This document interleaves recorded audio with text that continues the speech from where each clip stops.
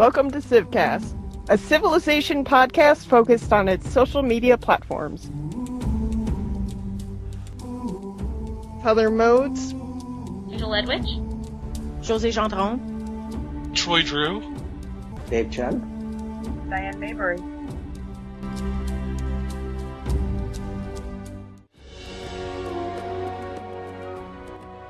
Are we going to do a Girls of CivWorld calendar? I think there would be enough interest. Everyone has to find a good photographer that they trust. Not your husband's. Is that your way of telling us you don't trust your husband? No, I'm just saying I don't trust your husband. You might be right on that one. And when they took away our profile pics, I had no power anymore. I had to rely on Monty Python jokes and magic jokes. It is the Saturday after CivWorld has ended, and I think we are all in a state of mourning and withdrawal. Yeah, I think withdrawal is that very, very accurate.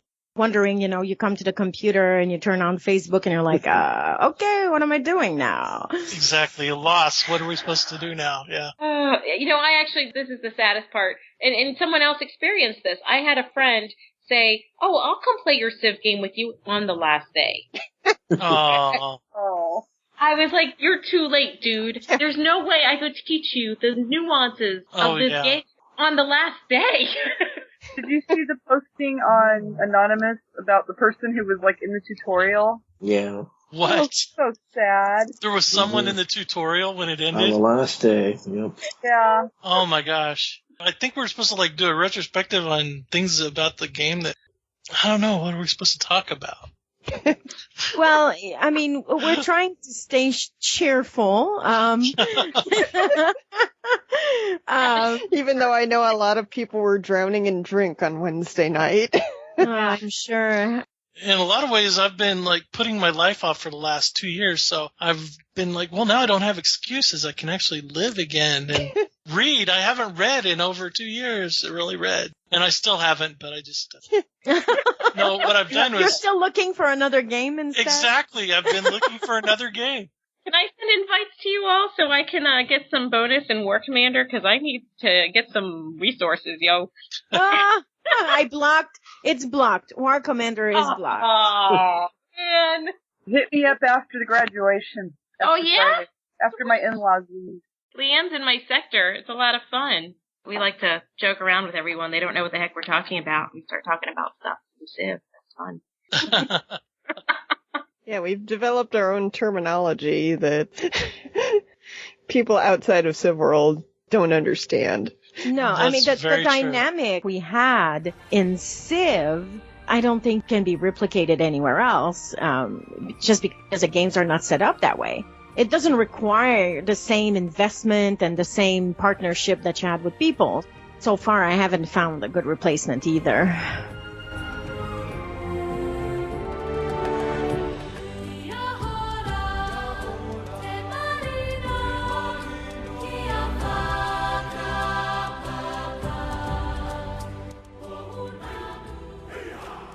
We want to talk about buying source code, putting in a pot. It's an idea that's been floated in the CivWorld Anonymous group of could we actually cloud fund a Kickstarter for attempting to go to 2K and for Access and say, hey, since you don't want to take care of it anymore, could we, the dedicated players who played even with all the bugs and everything that wasn't working for over the last year in the game, I wonder if Sid Meier's would let us do it if we just left his name on it, Like if we brought him the measly amount of money we bring him, be pitiful and sad looking. We'll leave your name on it. Let's keep it. So want his name on it. Yeah, well, I'd still want to find the Sid. Well, you could do that, but just not call it the Sid anymore. Yeah, I think maybe we should just do what, like Melissa said, we'd never be able to get the code from 2K. We'd have to start over and do it all from scratch. But copy the game enough to where we all know what it is. change a few aspects, give it tweaks of our own, but get something similar. I mean, I would love that. Yeah, something that involves the same level of team cooperation and actually has a working in-game chat. That would be wonderful. We know it's physically possible. We know there are games out there that exist that have in-game chats that actually work properly, that have been going on for years and years. I have watched over the shoulder of my husband playing Ebony. He ended up being a vice host several times and had text information for 20 other players in his alliance. Yeah, I don't know why CivWorld never had that developed into the game where you had the alliances. That was something that we developed on our own. That wasn't built into the game, but it was a natural outcome. If we put it, built our own game and put that in to where it was a social game to begin with, then maybe people wouldn't have been so negative to it from the beginning. Though so many people were playing it on their own as individuals and never got the social aspect that we did. Right. You actually had to start chatting with people and break boundaries for some people. It's hard for some people. Right, yeah, because I think I got very lucky meeting a player very early on. It was like my third or fourth game when I met somebody who showed me, hey, here's how you set up a Facebook wall. Here's how you set up a Facebook chat. Here's how you can actually talk to people and coordinate things. And I took that with me and haven't stopped. Now I consider myself a semi-expert on how to use Facebook properly because I can set up secret groups and I can set up group chats and now I can use Skype properly too. Of course, I don't know how many times I couldn't even drive all the way home after work. I would have to stop at my parents' house because they live a lot closer to where I work in order to be online for a battle. Yeah. Because it was starting at, I get off of work at 5:30 and the battle's starting at, 5:45. And it's like, no, I don't have 20 minutes to get home. I have to be online now. I'm DM. I can't help it.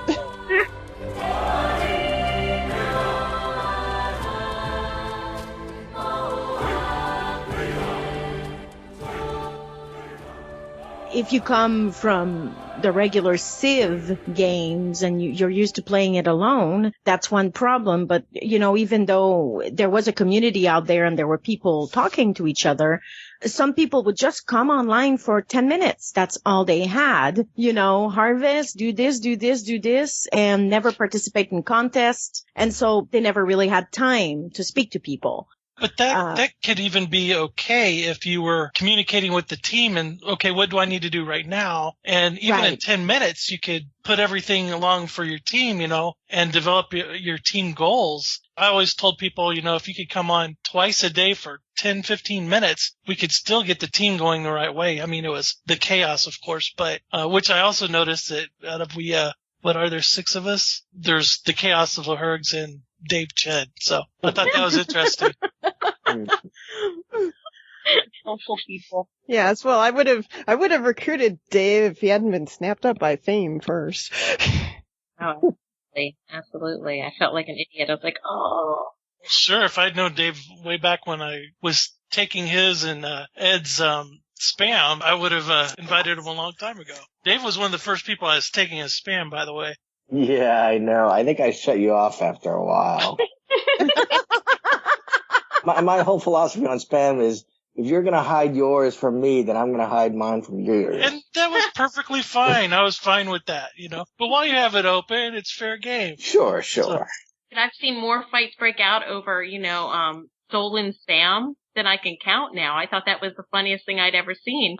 And then, when the thought of a Valurg Fame game came up and Heather's like, hide your spam, we're going to store it. I'm like, oh, really? Okay. And in the end, we couldn't even access the spam, some of us, without, our computers pretty much crashing every time. And I was like, man, I really want that spam. You mean with the SSL problem, the server problem? Yeah. Yeah, that was a server problem. That wasn't our own computers. Everybody thought that was your own computer, but that was the servers. I know. And I think the whole hiding of spam thing was kind of broken or something, because I was in a throwback game and I hid it from everybody, and yet a few people were still hitting my spam. I don't know how that happened. Oh, I was still getting your spam, so. Because every time it came up to post it, like in the last 6 weeks, you had to manually go in and rechange the settings because it was defaulting back to all friends or whatever sub-list of friends that you had other posts set to. So it's like if you didn't remember to go do a custom, it was openly posting. Well, back when we first learned about it, Martina and I were stealing it like crazy from everybody. Yeah. And then she disappeared. She went off into the geopolitical world and haven't seen her since. I missed her, by the way. I tried to invite her to the last game, but never got a hold of her. Someone accused me of not being in the last few games. I was like, I was totally there till 4:30 in the morning, dude. Well, yeah, I saw you, so. There you go. Now I've got proof. Yay. Stamina. I couldn't make it, though. The European players were on till it was only morning for them. Oh my gosh, yeah.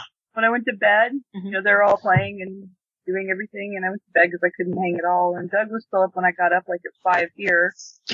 Yeah, because after Robin's Gameageddon ended, we went to Heather Pritchett's farm server to help her close it out. Right. And then I found out that Doug had stayed up till like 5 o'clock his time, and it's like, are you sure you're going to work the next day? I was surprised to see that he had gone to work the next day. Wow. He suggested taking a bereavement day, I think. Yes, he did. I didn't stay up, but I went to bed at a relatively normal time, but I couldn't sleep. I don't know, I was too anxious. I got up at like 4:30 or 5 and was playing CivWorld. Oh. I was there with Heather when that game ended, and I told everybody how to get into her game real quick to try and help her end it, because she wanted to end it before CivWorld ended. I'm glad she did. But, yeah, I went to bed at a relatively normal time. And what happens with those 25 Civ bucks that the game gives you? I don't know. I was wondering about that with Hannah. She won Robin's game, so. Oh, did she? Oh, Yeah. I won that too. Okay. Good job, Hannah. I think she Mona Lisa'd too.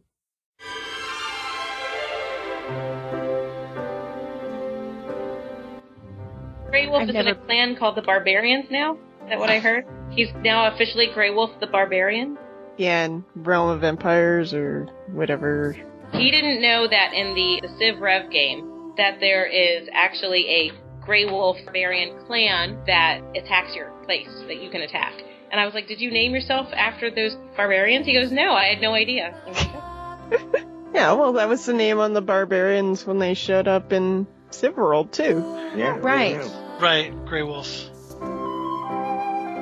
Recorded for Episode 7 with PawPrint42, Angel Ledwich, Shushu62, and Dave C.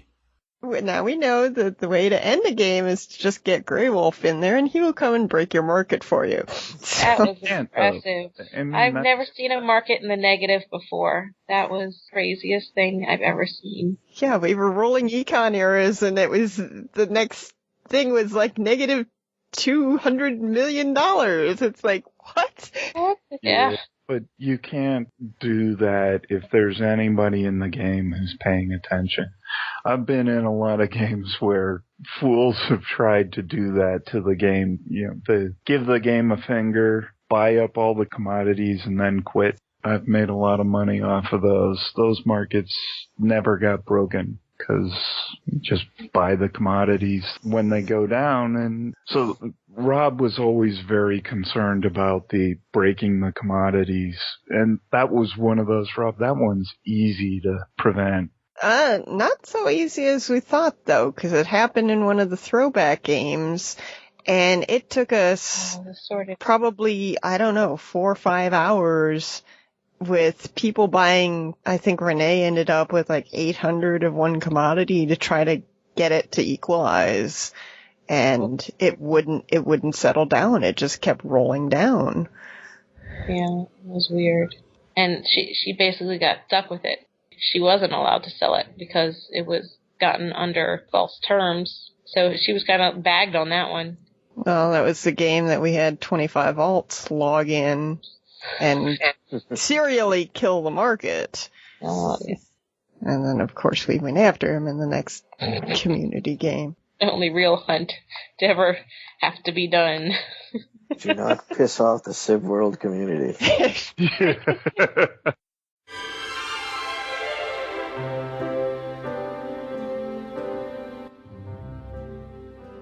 Recorded for Episode 5 with PawPrint42, Angel Ledwich, Josee Gendron, Rob G, and Dave C. I really thought I was the queen of low mini-score games, and then I met someone who insisted that they could never get above a 25, and I just had to convince them, I'm willing to try, just keep trying. And yeah, I had to keep sending him like pictures of boobies every time he got his score up like 5%, but it was motivating him just to keep at it. And it wasn't my boobies. It was Unfortunately, it wasn't my son, although he was at 25 for a while. It wasn't your son I was talking to, but it was.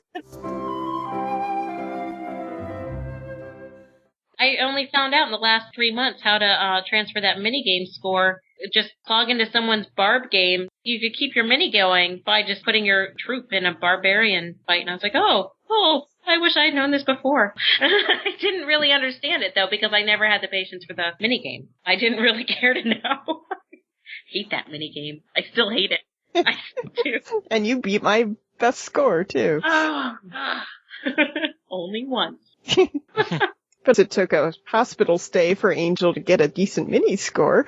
Oh. Yeah, they had to actually, pin my butt down with, surgery. I remember that, yeah. That's... Because I offered my gallbladder up to the Civ goddess.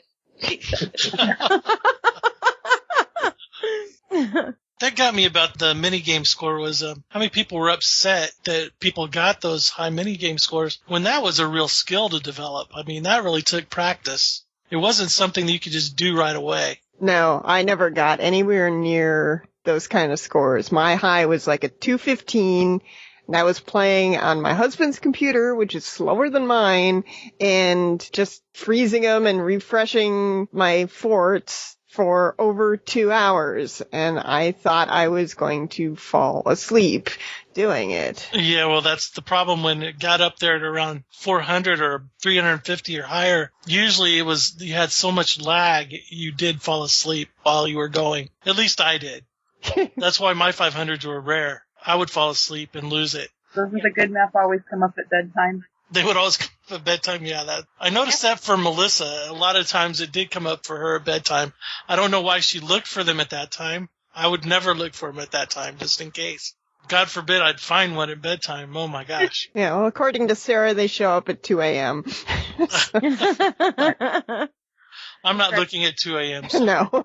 Pretty sure I've seen Dave complain about that. He was about to go to bed, and then he got that amazing meat. Yeah, I've definitely seen that. And I'll never forget the time that I got the one castle. Yes. Maze. You got the unicorn? Yeah, I got the unicorn. And I learned that it was more of a pain in the, tuchus, whatever you want to call it, than a 2 castle. Because you constantly had to put castle in there to stop them. And you couldn't just block them easily. You had to just keep stopping them all the time. And that took so long. I got one. It actually went faster because after you stopped them, you had more forts to put elsewhere. You could kill other ones that are stopped without running out of forts as quickly. Lucky you, I did not have that kind of map. It was like they would jump. It's like there wasn't even movement. It was from one square just to the other, just like that. I didn't like that last jump they could do. Oh, I didn't know they were going to jump like that.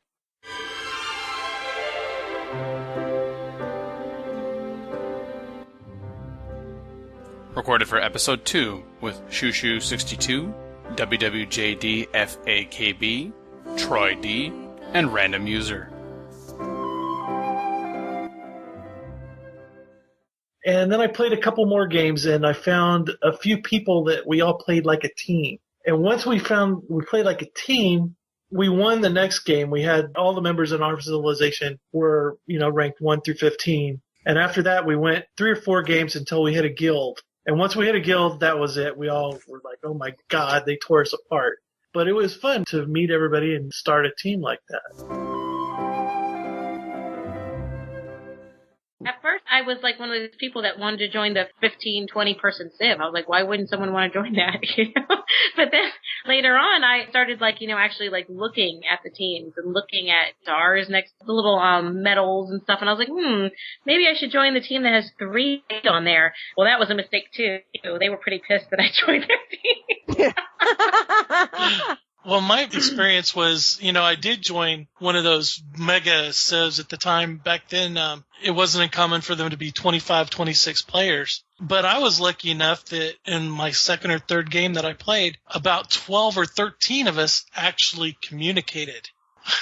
And we worked together and we took over that server and won. And a bunch of us, I think it was like 6 or 7 of us, friended each other and then moved on to the next game together. So that was basically how the chaos started. Yeah. Was just by doing that. And that's how the Vlorg started too. It was Trian sorry if I'm mispronouncing it. Trian Win? Yeah. Uh-huh.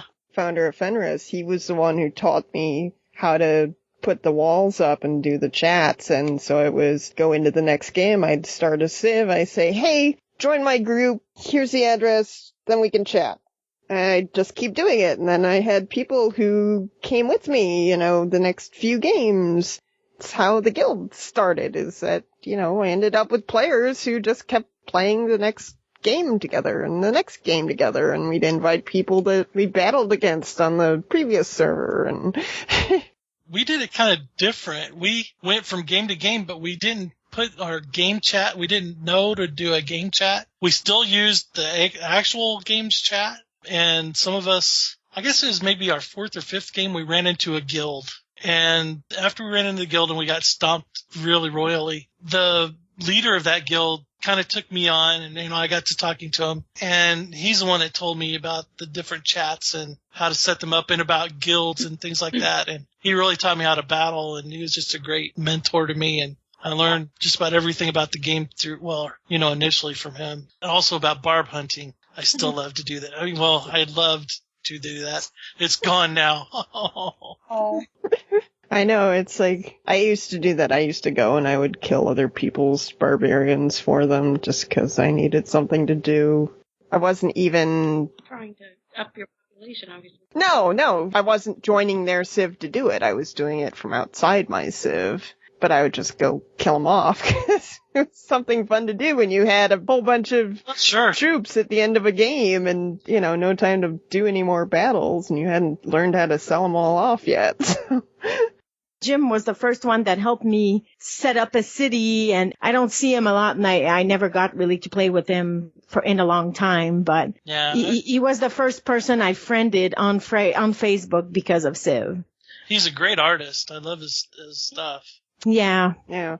Yeah, I just love talking to him about music and stuff, too. He's just so much fun just to even chat with. I hope he never unfriends me. Diane, what 2 guilds were you in? Was it Vlorg's and Troy's group? No, Chaos, and then I popped over to Fame when Chaos got kind of quiet, but Troy always had first claim. Oh, yeah. Well, I never had a problem with Chaos players being in other guilds because, it was more fun to mix and match, play different games with different people, different friendships, and learn different techniques. I didn't have a problem with anybody temporarily playing against us or playing with me and then playing against me. I mean, that was never a problem. People that had little petty issues like that, they weren't really into playing a game. They were, I don't know what they were, but not good sports. That's the only way I can put it, is that they weren't good sports. That's why I liked the throwbacks, because it kind of forced you into playing with other people, even if you didn't want to. And it's like, haha, now you have to play with me. Ha ha ha. That's why I did that with the birthday game. Like, mix it up. Yeah, I liked that idea. That was a good idea. I didn't want to play the birthday game. My team was not looking good, so I was like, no. I'm sorry. I can't do it to myself right now. I'm sorry. My team was tiny. We had to merge with 5 other months or some ridiculous thing. Yeah, there weren't enough Scorpios. That's weird. Right? Yeah. I think it was John G's question, like trying to determine the parentage or the lineage of the majority of the CivWorld players. He was like, what kind of personality traits do the majority of us have? Gosh. Lineages? I'm a mutt. I mean, geez. He meant like I am everything. Yeah, he meant like astrology. You know how he is. Oh, okay. Sorry. Oh my gosh. My mentor left Civ not too long after I met him, about maybe a month or two, because he actually had the nerve to get married, and his wife wouldn't let him play the game anymore. Mike's home. You guys want to say hi to him? Hi, Mike. Wait. Hi, Mike. Hey. Hi, Mike. He was a great caravaner. He wasn't in the room yet. You love the caravan game. I want to say hi to you. Hi, Mike. Hi, Mike. Hi, Mike. Hey. Hi, Mike. Hello, everybody.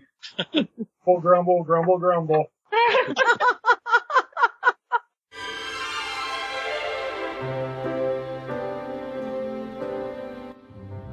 Heavy Russian Nazgul artillery. Yes. Right. You gotta love them. You gotta love those guys.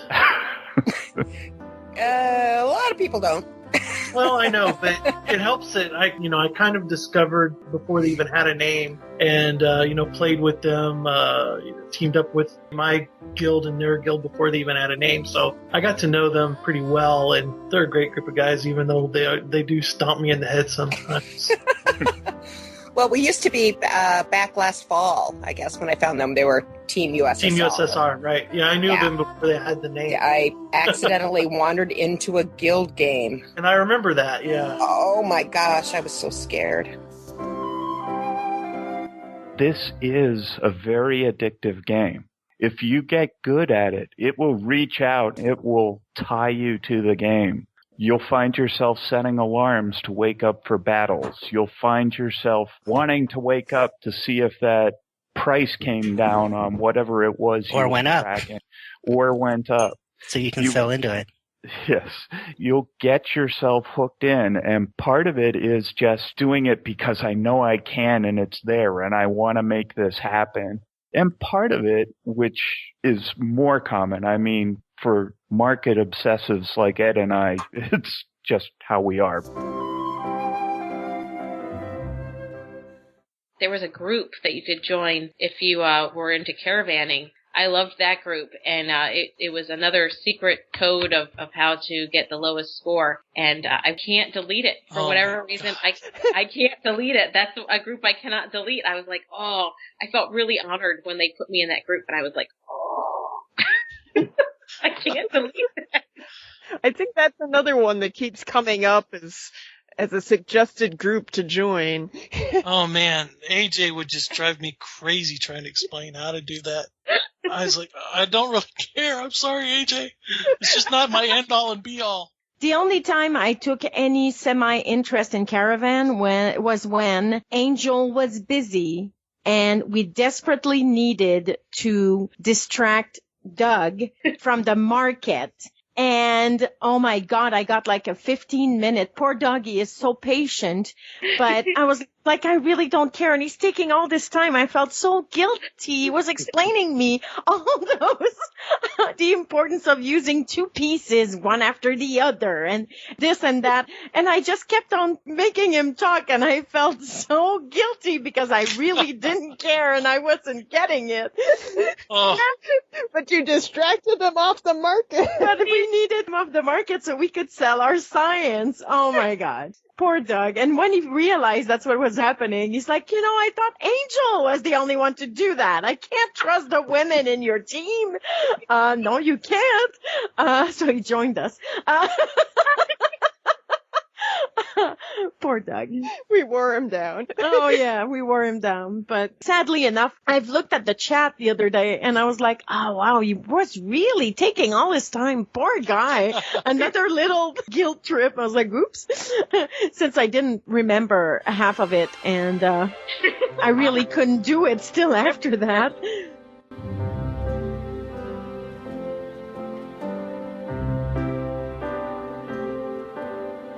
Recorded for episode 3 with Shushu62, Pawprint42, Angel Ledwich, Josee Gendron, and Rob G.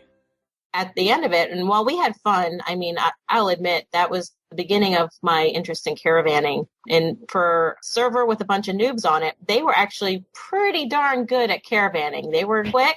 One of our teammates probably one of our, I'd say, main caravanners, he was toying with them like a cat with mice. He would put the caravan, probably it wasn't the lowest score by any means. So one of them would get a little bit lower, and then he would drop it like 10 points below theirs. And it's like, dude, you just teased them. And he was having so much fun teasing them and giving them the hope that they can get with that caravan. It was kind of, I guess, cruel, because he would wait till like 5 minutes till the caravan was done.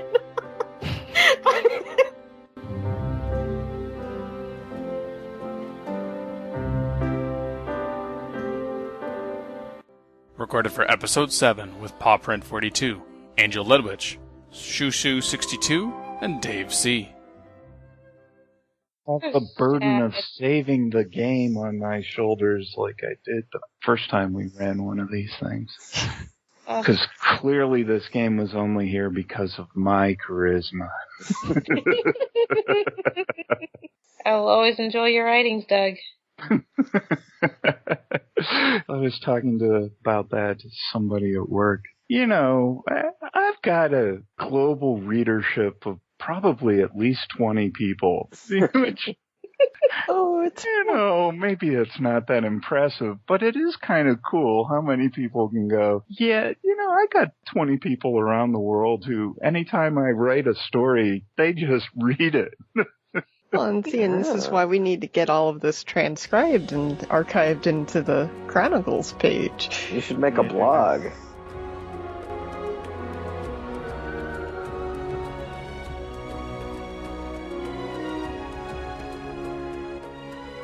A short period of time when the avatar worked, like for a day and a half, right? Not so long ago. Oh, that was And great. we were thinking of all joining again and putting the Star Trek,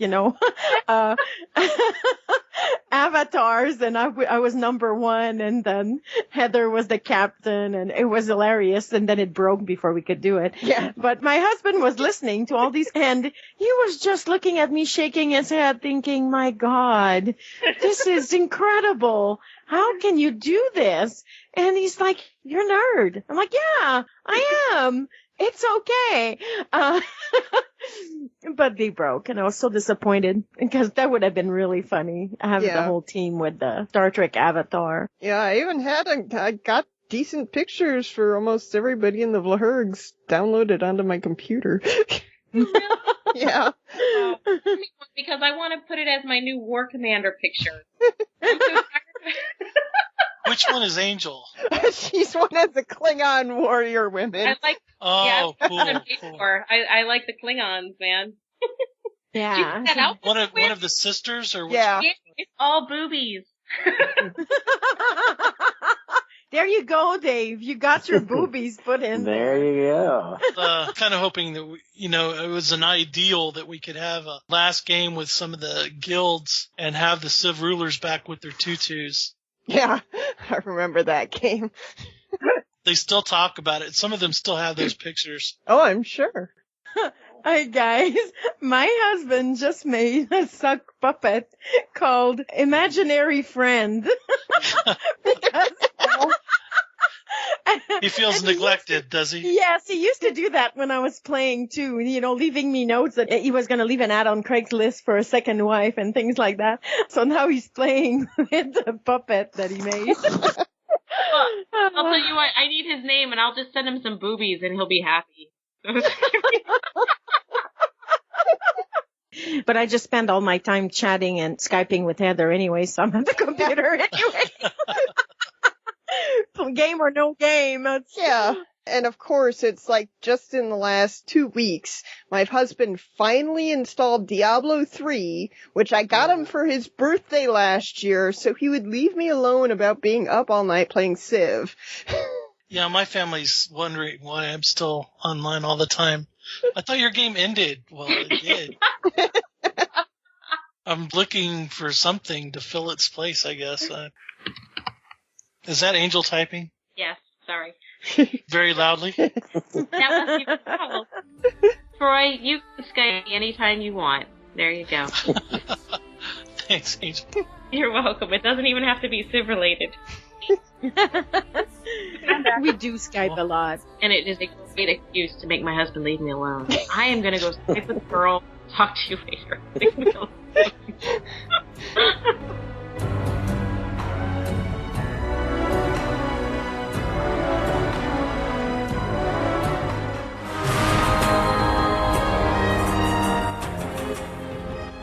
You there, Diane? Yeah, I'm here. Oh, your microphone is the worst. Oh my god. I don't have a mic on. I'm just using my computer. Oh, you need a new... I'm leaning forward. I think we lost Josee. Yes, we did. Yeah, we did. Oh. I'm trying to reach. Hey, I am back. There she's back. Hey. Sorry, middle of nowhere, funky internet. Here again, changing internet provider. It's amazing. I think I had more signal when I was in the middle of nowhere than in my house. I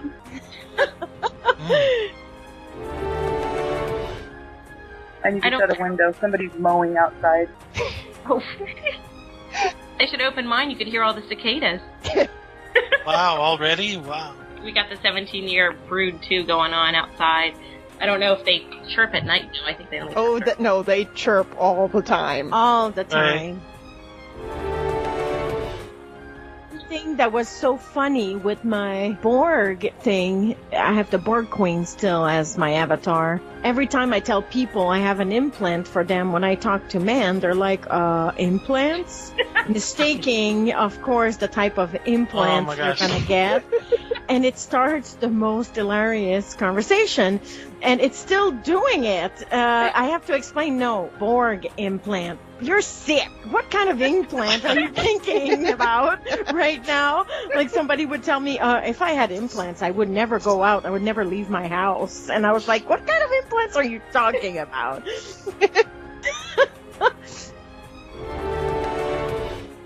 I remember that one game you were in, Diane. You were out fishing.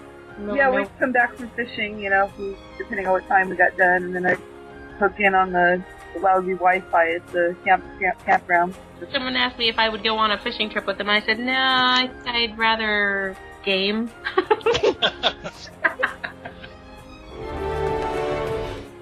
Yeah, mine never did make it into laminate, and it's pretty worn, but, it's like, I'm gonna keep it, because it's my list of the eras and what the bonus is, and then the list of the science, and then the other one hiding somewhere on my desk is the Wonder and Wonder Events reference. So useful. People actually thought I knew what I was doing in the game. It's like, no, you print out the damn cheat sheet. If you can't memorize it, have the reference handy.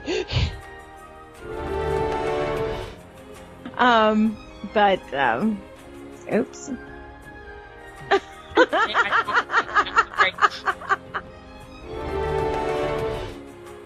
I've got Skype going and I'm chatting with him and I must have dropped the F-bomb like... My husband kept looking and I'm like, hey, sailor, don't tell me you've never dropped the F-bomb in this house.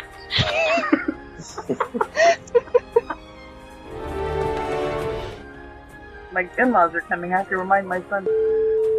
Oh. That doesn't need to be in the tape. Dan will put it in there.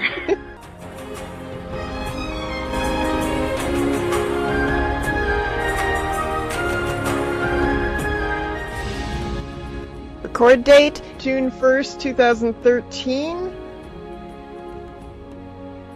Civilization World Sound Clips, copyright Take-Two Interactive. Copyright Civilized Communication at civcom.net.